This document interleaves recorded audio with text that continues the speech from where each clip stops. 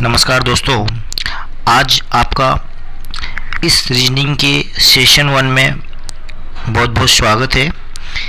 आज मैं आपके लिए पटवार पुलिस रेलवे एसएससी बैंक से रिलेटेड कुछ प्रश्नों के सॉल्यूशंस आपको बताऊंगा। ये विभिन्न चैप्टर से आपके लिए लिए गए प्रश्न हैं।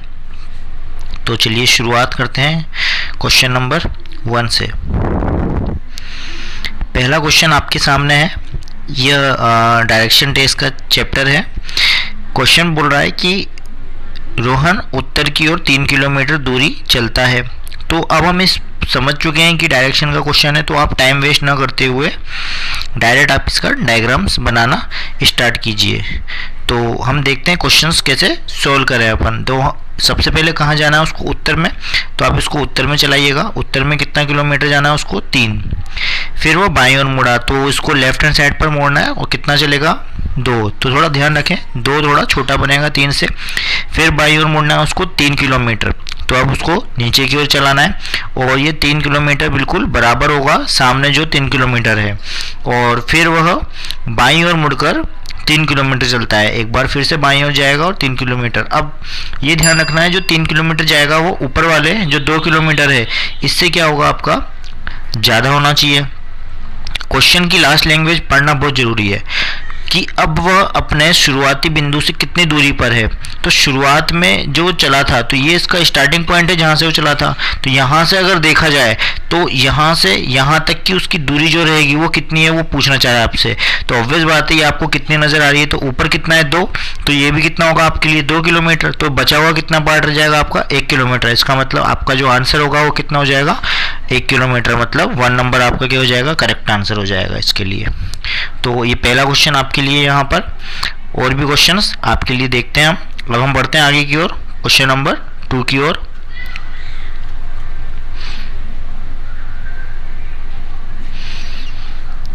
ओके, सेकंड क्वेश्चन है आपके लिए कि आप उत्तर में जाते हैं, मतलब आपकी जो डायरेक्शन है वो कहाँ है, नॉर्थ में जाना चाह रहे हैं आप। फिर आप दाईं ओर मुड़ते हैं, फिर दाएं मुड़ते हैं, फिर बाईं ओर मुड़ते हैं। अब इस टाइप के जो क्वेश्चंस हैं इसको आप किस तरह से हल करें, तो देखिए इसको भी हम समझते हैं। इस टाइप के क्वेश्चंस को हल करने के लिए आपको बस ये ध्यान रखना है कि जो दायां दिया है और जो बायां दिया है, हमेशा दाएं से जो बायां है वो क्या हो जाता है, कैंसिल आउट हो जाता है।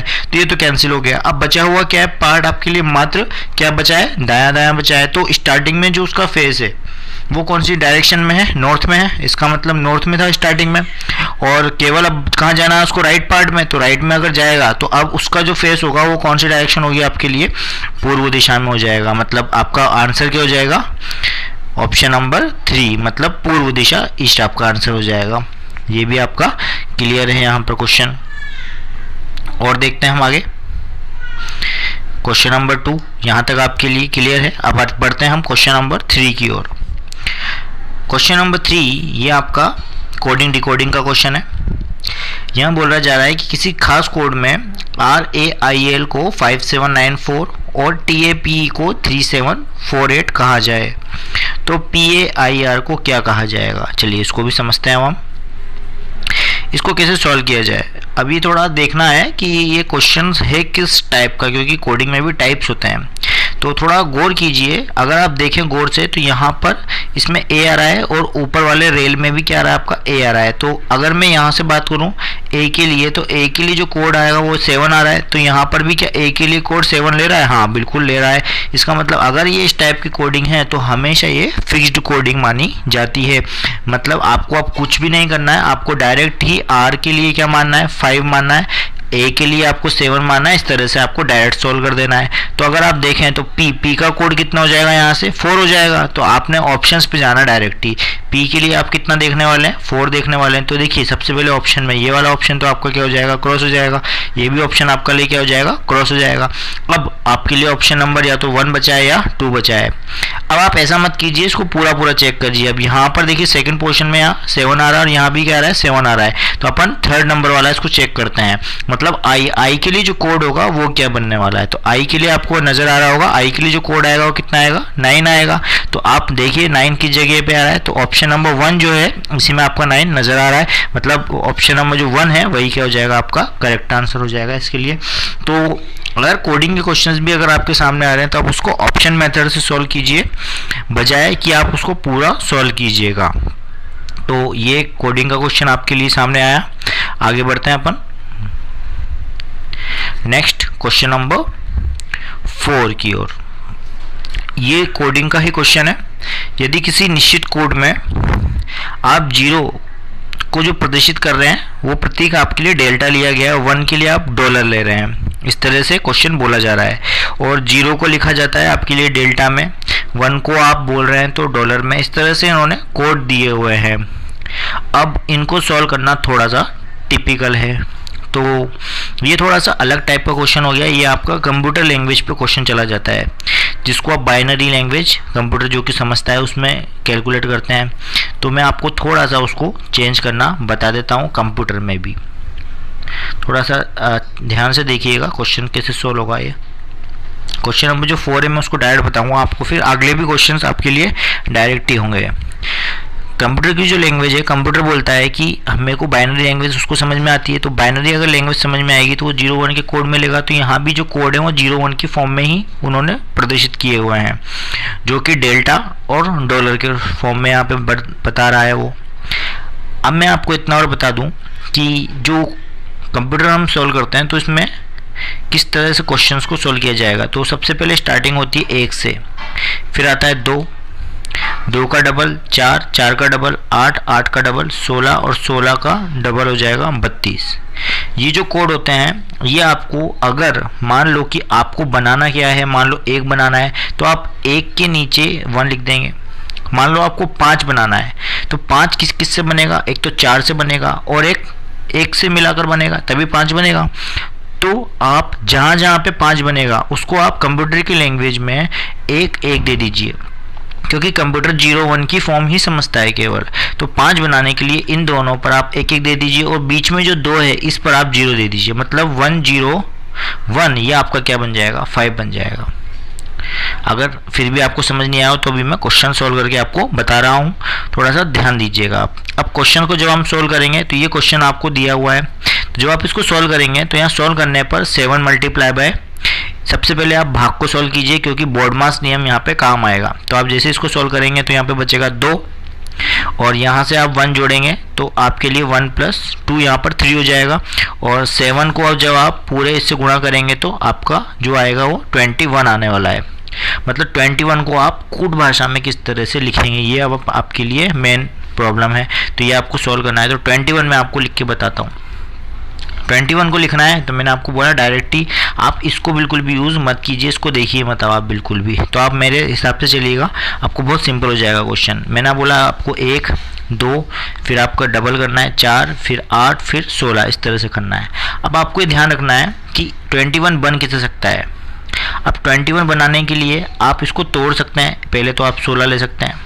अब 16 में आप क्या जोड़ें कि आपका 21 बन जाए।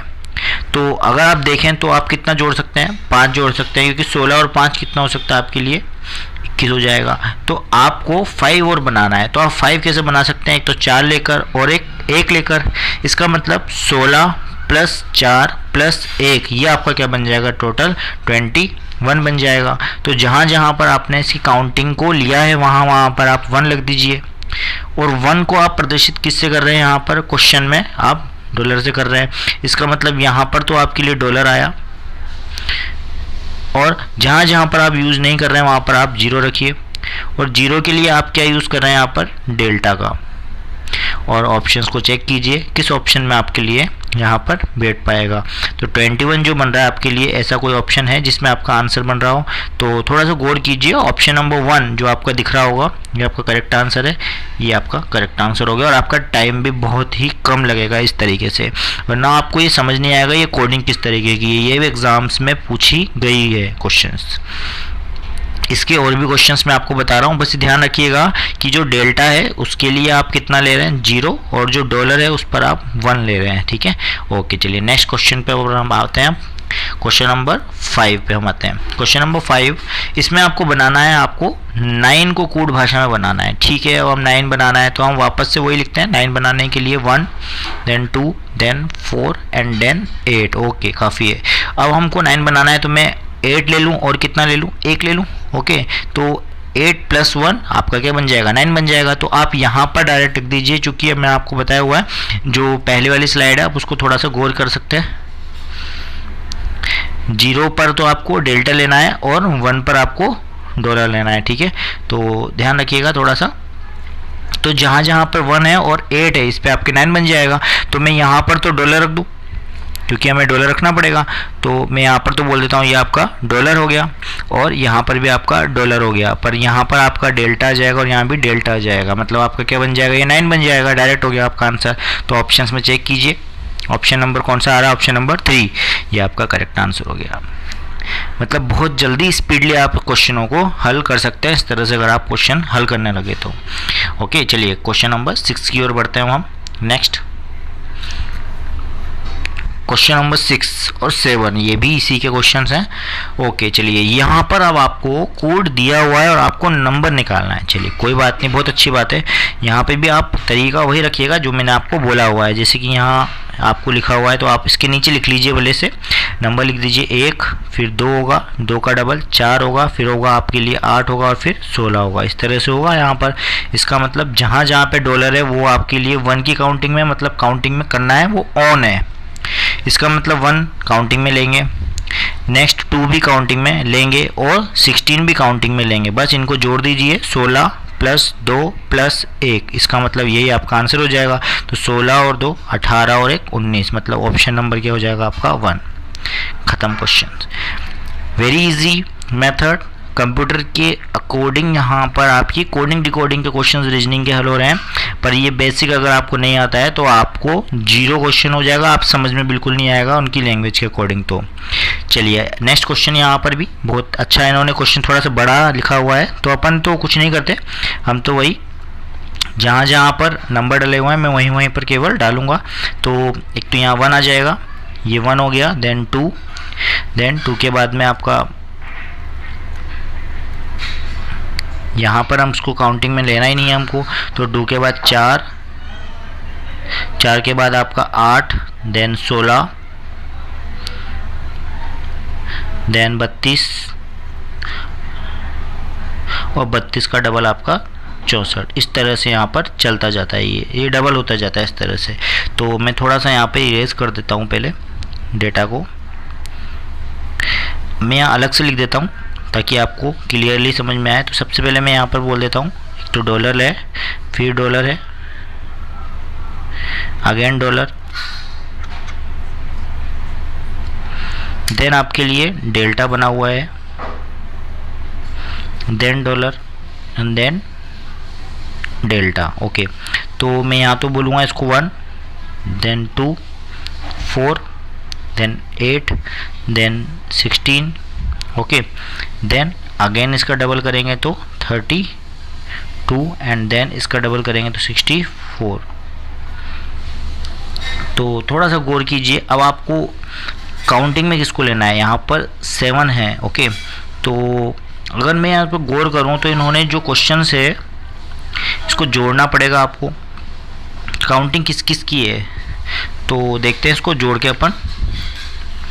एक तो आप यहाँ पर ले सकते हैं इसको 32, देन 16 एंड देन 2, दोनों को अपन आप जोड़ें तो 32 + 16 + 2, ये आपका कितना हो चुका है, आपका 48 हो चुका है।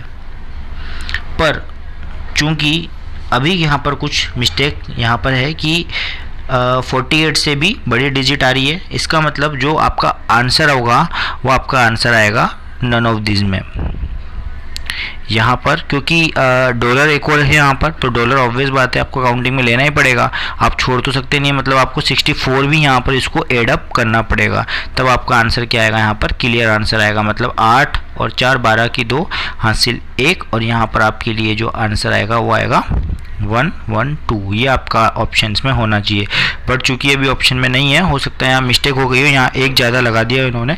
तो अभी अगर हम इसके अकॉर्डिंग देखें तो आपका आंसर केवल क्या रह जाएगा यहाँ पर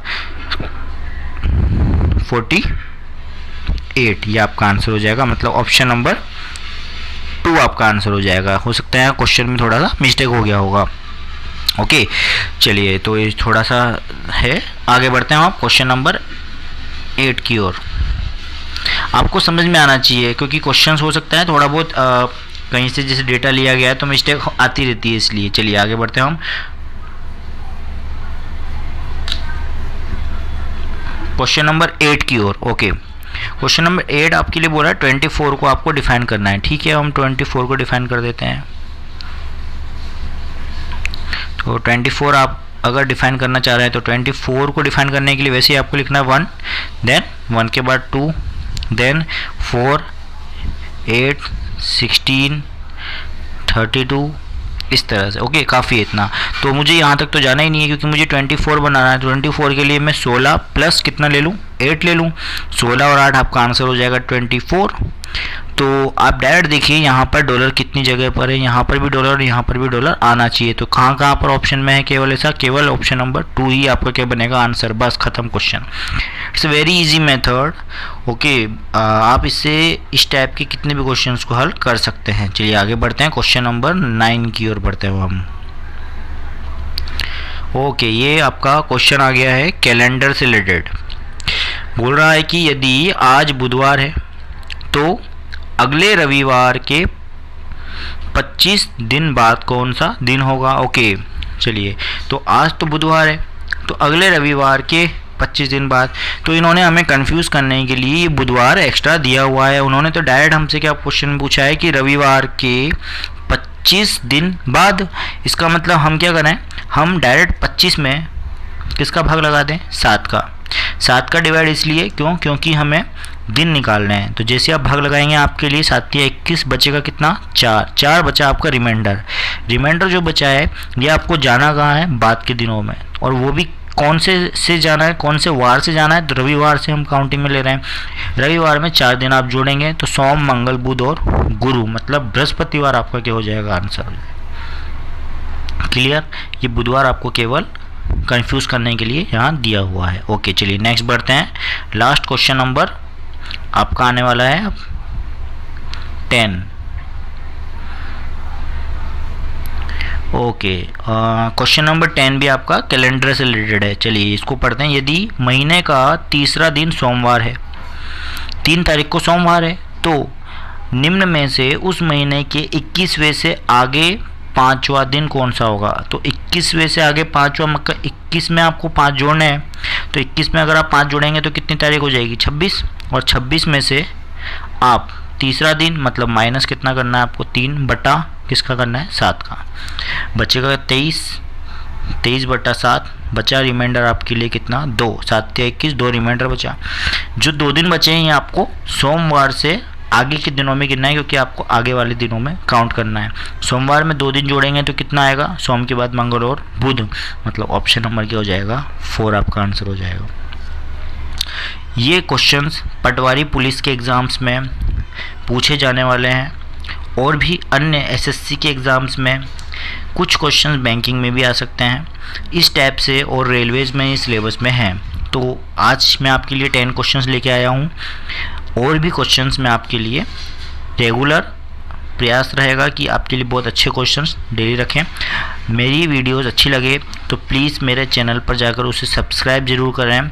वीडियो पर कमेंट दें किस तरह से आपको क्वेश्चंस, और भी अगर आपको डाउट्स लगते हैं तो आप मुझे भेज सकते हैं।